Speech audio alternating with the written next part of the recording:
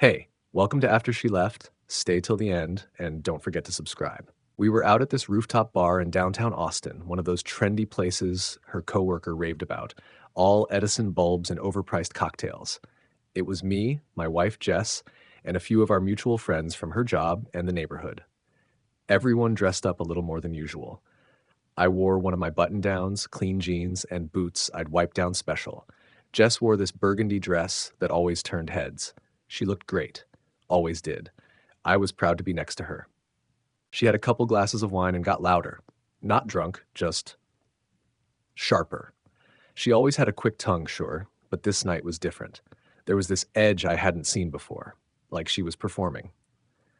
It started when someone asked what I did for work.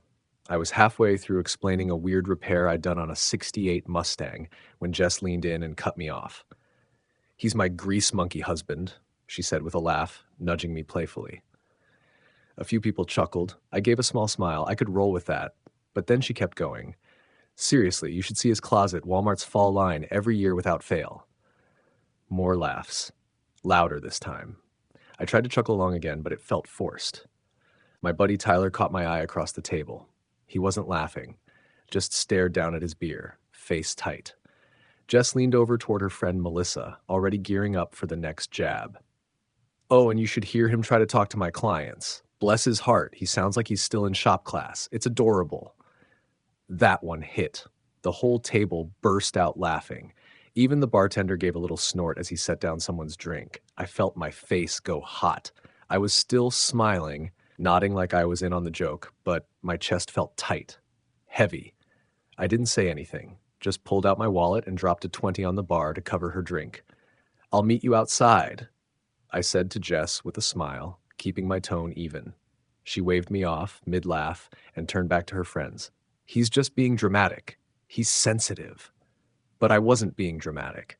What she didn't see was the look I gave the bartender as I turned to go, a look I'd been holding back for years. He gave me a subtle nod like he knew, like he'd seen this before. I didn't go outside. I walked right past the door, turned the corner and kept walking, past the parking garage, past the alley, just kept going, because she thought I was just being patient again. She didn't know I just made a decision, one she wouldn't see coming. It didn't start at the bar. That was just the part everyone saw, the punchline, the setup that had been going on for months, maybe longer. Back then, I kept trying to convince myself it was just a rough patch. People change, right? Work stress, burnout, some kind of identity shift. I'd never been married before. Maybe this was normal. Jess had always been sharp, opinionated. That was part of what drew me to her. She didn't put up with nonsense, but somewhere along the way, that honesty started turning into something colder, meaner. I first noticed it in the little things. The way she started correcting how I spoke, even when it was just us. "It's ask, not ax," she'd say, folding laundry like she was doing it for an audience. I used to laugh that stuff off, tease her back, make a joke, but she wasn't joking. Not anymore. Then came the clothes. I've always been a jeans and boots kind of guy. Work shirts, flannel when it's cold, t-shirts when it's not. That was me. But one day, out of nowhere, she told me I looked like a mechanic lost in Target. I chuckled, thinking it was a joke. She didn't laugh. "Babe," she said, tugging at the sleeve of my shirt like it offended her. "You can't keep dressing like this when we go out. People think I married my plumber." Next thing I know, she's taking me to some store with spotlight-lit mannequins and 3-digit price tags on shirts. I walked out with one too-tight polo and a dent in my dignity. It wasn't just the clothes. She started pulling away in other ways, too. She used to invite me to her office events, happy hours, game nights. Then one night, she came home and said, "They're doing a more professional thing this time. You'd probably be bored." I didn't ask for an explanation, just nodded and stirred the chili I was cooking. After that, they all became too professional. She stopped mentioning them at all. She got close with this guy, Derek, from work. Marketing guy. Looked like he was born in a fitted blazer. Always smiling, always texting her little inside jokes that I never got to hear. One night she came home buzzed, laughing at something on her phone. I asked what was funny. "Nothing you'd get," she said, brushing past me. That one stung more than I let on.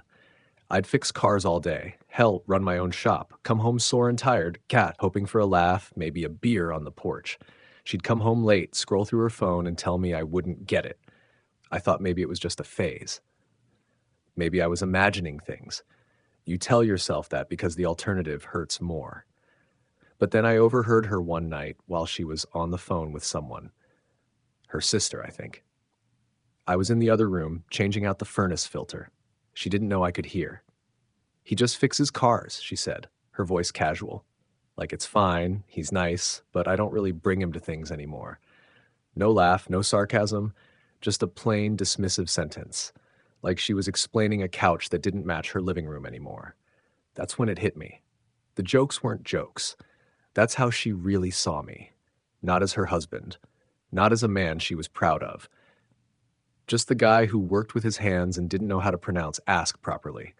I wanted to believe it was just stress, that maybe I'd misread the tone. But when someone tells you who they are, or in this case who they think you are, you eventually have to believe them. She wasn't teasing me, she was trying to redefine me, shrink me, make me small so she could feel bigger. And I let her. Until that night at the bar. That night, I stopped being patient. I started paying attention. I remember the sound more than anything. That laugh. Not just Jess's, the whole table. Sharp, sudden, almost rehearsed. The kind that stings because it confirms something you already feared was true. She was still riding the high from that last joke about my voice, how I sounded like I was still in shop class. She tossed it out there like a cigarette butt, careless, casual, with no idea how deep it landed. I sat frozen, beer in hand, feeling heat rise in my ears. My smile was still there, but it wasn't real anymore. I was gripping the bottle like it was the only thing keeping me grounded. Tyler, my oldest friend, the kind of guy who'd give you the shirt off his back, sat across from me, red in the face. He wasn't laughing, just kept glancing at Jess, then at me like he couldn't believe what he'd just heard. I looked around the table. Melissa was doubled over, wheezing. Derek, of course Derek, clinked his glass against Jess's and said something like, "You're savage tonight." No one said a word in my defense. Not even Tyler, who always had my back. I think he was too stunned, or maybe he thought I'd step up and say something myself. But I didn't. Not with words, anyway. I took a slow sip of my beer, then set it down on a cocktail napkin, cleaned my hands on it like I was finishing a job. I stood up, pushed my chair in gently, and walked to the bar. I pulled the folded note from my wallet, the one I'd written a couple weeks ago and carried ever since. I hadn't known when I'd use it. Just had a feeling I might need it someday. The bartender gave me a curious look. We'd been making small talk earlier, and I guess he picked up on the shift. I handed him the note. "If she comes looking for me, give her this." He looked down at it, then up at me. "You sure?" "Yeah," I said. "Tab 2, all of it. Drinks, food, hers, mine, whatever, tips included." I gave him a nod and turned away before he could say anything else. I didn't look back at the table, didn't glance to see if Jess had noticed I was gone, didn't wave to Tyler, didn't wait to hear another punchline. My truck was parked around the corner, tucked into a metered spot I'd fed quarters into earlier. I climbed in, started the engine, and didn't head home. I drove right past our neighborhood, past the gas station on 4th, where I used to stop for late-night snacks, past the dog park where we used to sit with our rescue mutt, past the house with the porch light always on. Didn't slow down once. I kept driving until the lights faded and the roads stretched out flat and quiet. No music, no GPS, just the hum of the tires and the silence I hadn't had in years. That note I left, it wasn't a goodbye. It was a mirror, a single sentence written in my handwriting. "Thanks for showing me who you are." That was it. Simple, quiet, devastating. Because sometimes the loudest thing you can say is nothing at all. She didn't know it yet, but that smile she wore at the bar, that was the last time she'd see me that way. Not angry, not yelling, just done. And that's the part that would haunt her most. My phone was already buzzing before I even pulled into the parking lot of the motel. A little place 2 counties over. Nothing special, just a cheap room with a clean bed and a door that locked. I paid cash, unplugged the alarm clock, and powered off my phone, tossed it face down on the dresser like it owed me money. And for the first time in months, maybe longer, I slept. No tossing. No staring at the ceiling. No rehearsing arguments in my head. Just sleep, Real, heavy, dead to the world sleep. When I woke up the next morning, light was leaking through the blinds and my mouth tasted like I'd swallowed dust. I sat up, rubbed my face, and turned on the phone. 47 missed calls, 15 texts. The first few were simple. Jess, where are you? Seriously, this isn't funny. Then came the shift. What the hell is going on? You left? Really? Did you seriously walk out over a joke? And then softer. Please come back. I don't understand. Hey, what happened last night? She's freaking out. Then one from Tyler. I don't blame you. Just call when you're ready. I sat there, staring at the screen, not touching a thing, just watching the little blue bubbles pile up like a stack of unanswered prayers. Word spreads fast in tight circles. Especially the kind where everyone pretends they're too polite to gossip, but does it anyway the second you walk away. By the end of the day, I knew people were putting the pieces together. The bar scene. My disappearance. That folded note. Jess probably played it cool at first. Maybe cracked a joke about me being too sensitive. Maybe told her friends I was just blowing off steam. But the note? That was different. Because you can't joke your way out of a sentence like that. Thanks for showing me who you are. She couldn't explain that one. Couldn't spin it. Couldn't delete it. So she started calling everyone. My brother, Tyler, my boss at the shop. They all told her the same thing. I don't know where he is. Because I hadn't told anyone. Not even Tyler. And the longer she looked for me, the more obvious it became to everyone what had happened. People who'd laughed with her that night, they stopped laughing. Some of them started asking questions. Wait, what exactly did you say? She said that in front of everyone? Damn. That's kind of messed up. Even Melissa, who laughed the loudest, went quiet when someone pointed out how red my face had gotten, how I smiled but didn't speak, how I pulled out my wallet without a word and walked off. She was left trying to defend the joke, but no one was laughing anymore. Because here's the thing about moments like that. Once they're out there, you can't reel them back in. People see them, people remember, and once they do, they start to wonder what else they missed. The version of Jess that had been so carefully curated, smart, witty, confident, it started to crack. She wasn't the clever wife with the quick tongue anymore. She was the woman who humiliated her husband in front of friends and watched him walk out without blinking. The same people who clapped at her jokes that night, they were the ones whispering about her now. The more she tried to explain herself, the worse she looked. And me? I stayed gone. I drove to a diner an hour down the highway, had black coffee and eggs with too much salt, and let myself be a ghost. I didn't check in with anyone, didn't answer the phone, didn't scroll. I just watched the sun move across the sky and thought about what it meant to finally be silent. Not angry, not scared, just still. Jess thought I'd come back, that I'd cool off, play the patient husband again, that I'd walk through the door and say, I overreacted. But I didn't, because this time I wasn't just hurt, I was finished. That note, just one sentence, folded into a square, started moving through our circle like a ghost. Thanks for showing me who you are. That's all it said, but it said everything. It started with Tyler. I guess he told his girlfriend about what happened at the bar, and she told someone else, and soon it was all over. I didn't even need to explain it. The note explained it for me. Jess tried to control the story, claimed I stormed off after a harmless joke, said I'd been under a lot of pressure at work and took things too personally. But people weren't buying it anymore. Especially once they saw the note. A mutual friend posted it on Facebook, not even with malice. Just one of those vague status updates that people love.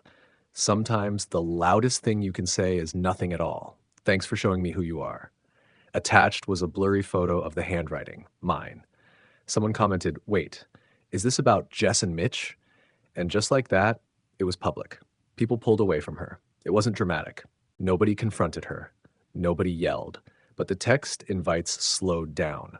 Her office group chat stopped buzzing. Even Melissa stopped showing up to happy hour. And Derek? Gone. He ghosted her the same week the note hit Facebook.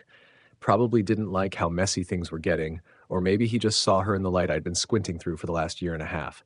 She started reaching out again, softer this time. Not angry, not defensive, just desperate. The messages changed. I didn't mean to hurt you. Can we just talk? please. You misunderstood what I meant. I was just trying to be funny. But I hadn't misunderstood. She had. She thought I'd take it, like I always did, that I'd get over it, like I always had. She didn't realize this time was different. I got a message from one of her friends, someone quiet, not part of the spotlight crowd. We'd only talked a few times at cookouts and birthdays. Hey, I know it's not my place, but I saw what happened. I just wanted to say you did the right thing. That wasn't okay. I didn't respond. I didn't need to. The silence said more than I ever could. A week later, my brother called me. You know she's been trying to get in touch with mom, right? Asking for advice.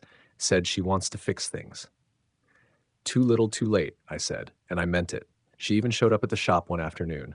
I was underneath a Dodge, socket wrench in hand, when Jimmy, one of my guys, stuck his head under and said, there's someone up front asking for you. Says it's personal. I wiped my hands on a rag, didn't even stand up. Just said, tell her I'm not available. I could hear her voice through the door, trying to explain, to plead. I didn't budge, because here's what she still didn't understand. I wasn't mad. I was done. She thought I'd come crawling back, like every other time. Thought I'd go home and pretend it never happened. Thought the note was just a dramatic flourish, not a decision. But that sentence, that quiet, deadly little sentence, it didn't just land in her lap. It landed in her life. And it didn't just cost her me. It cost her the version of herself that people used to believe in. Now, when her name came up, people got quiet. The jokes stopped being funny. The charm wore off. Because once people see behind the curtain, they don't clap for the show anymore. They leave the theater. And that was the real punchline. A few weeks went by. Not years. Just enough time for the noise to die down. Enough time for people to move on to the next drama. But for Jess, it didn't move on. It followed her, whispered behind her, sat heavy in her lap every time someone brought up that night, or worse, didn't. By then, I'd moved in with a buddy who had a spare room over in Bastrop. It was quiet out there, a lot of trees, no Wi-Fi worth a damn. I liked it. I worked during the day, kept to myself at night. I started sleeping with the window cracked again. I started sleeping, period.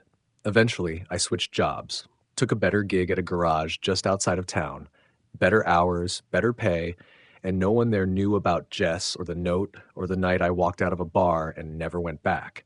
They just knew I did good work and showed up on time. That was enough. Then, about 2 months in, I got a message through my buddy's girlfriend. Jess had mailed something to my old address and asked if it could be passed along. It was a letter, handwritten, 3 pages, front and back. That was new. Jess wasn't the letter-writing type. Not unless it came with a birthday gift or a Christmas card. I read it sitting in my truck during lunch. The handwriting was shaky. Rushed, maybe. Like she didn't want to give herself time to rethink it. She apologized. Sort of. She blamed stress. Blamed work. Blamed how disconnected we'd been. She said I had changed, but so had she. That she missed us and that she never meant to humiliate me. She wrote, "That night wasn't who I am. That line made me laugh. Because that night was exactly who she was. She just didn't like that I finally saw it." At the very end of the letter, she asked if we could talk. Just once. Not to fix things, just for closure. She added, "I'll always love you." I mailed it back. No envelope, just the letter folded neatly, with 2 words written at the bottom, underlined twice. "Thanks for showing me who you are." A few days later, I heard through the grapevine, Jess had started therapy. Told someone she had abandonment trauma. I didn't laugh at that. I didn't even roll my eyes. She wasn't traumatized because I left. She was traumatized because someone finally left and didn't come back. She'd never had to sit in silence before. Never had to explain herself without spinning the story in her favor. Turns out, people don't applaud the ringleader when the circus folds. Someone told me she keeps that note in her wallet now. Folded up, pressed flat like something fragile. I guess it's her way of holding on. She told her sister she didn't understand why that sentence cut so deep. Said it felt like a mirror she couldn't stop looking into. And maybe that's the point. I didn't scream. I didn't hit back. I didn't burn her stuff or make a scene. I just walked out, and she handed me the match on her way down. The best revenge I ever got wasn't loud. It was silence. It was a closed door and a life she wasn't invited into anymore. She thought I'd leave angry, but I didn't. I left clean. It's been 6 months since I left that bar with a folded note in my pocket and no intention of going back. I've got my own place now, small one-bedroom a few towns over, nothing fancy, just a little apartment with good water pressure and a porch that catches the sunset. I fixed it up myself, painted the walls, put in a ceiling fan. That kind of work always clears my head. Got a new job at a shop where no one knows my story. No one looks at me like I'm the guy who walked out of a marriage or left behind a whole social circle in a single night. I'm just Mitch, the guy who's good with engines and doesn't talk much unless it matters. And that's fine with me. The people around me now, they don't care about what I wear. They don't correct how I speak. We joke around in the break room and talk about fishing, football, and what's wrong with the boss's truck. It's simple, honest, peaceful. I don't tell the whole story often. Every now and then someone will ask if I'm married, and I'll just say, was, didn't stick. If they push, I'll give them the short version. One day she made a joke and I realized I wasn't the punchline. I was the whole setup. That usually gets a nod. No one asks twice. Sometimes late at night, I still think about that bar. Sort of about the look on Jess's face when I said I'd meet her outside. I wonder how long she waited before she realized I wasn't coming back. I wonder if she thought I was bluffing. She thought I'd forgive her, like always. But forgiveness has a limit. She didn't lose me because of one joke. She lost me because I saw myself in that moment, standing there like a damn prop while she tore me down for laughs, and I realized I'd been standing like that for a long, long time. You spend enough time being someone's stepping stone, eventually you decide you'd rather be a wall. She tried to turn the moment into a mistake. Told people I was too sensitive, that I took it the wrong way. But it wasn't a mistake. It was a mirror. And every time she looks at that note, the one I heard she still keeps folded in her wallet, she sees a version of herself she can't explain away. A version other people saw too. And me? I left that version of myself behind. The version that smiled through every insult, the one who kept showing up, hoping one day he'd be enough. That man's gone. I don't hold on to bitterness. I don't need to. Bitterness is just anger with nowhere to go. I gave mine a place to live. A clean apartment, a job I like, and silence where noise used to be. I still keep a copy of the note. Not because I miss her, because I don't miss me. The way I was with her. That note, it wasn't a goodbye, it was a promise to myself. And 6 months later, I still haven't broken it.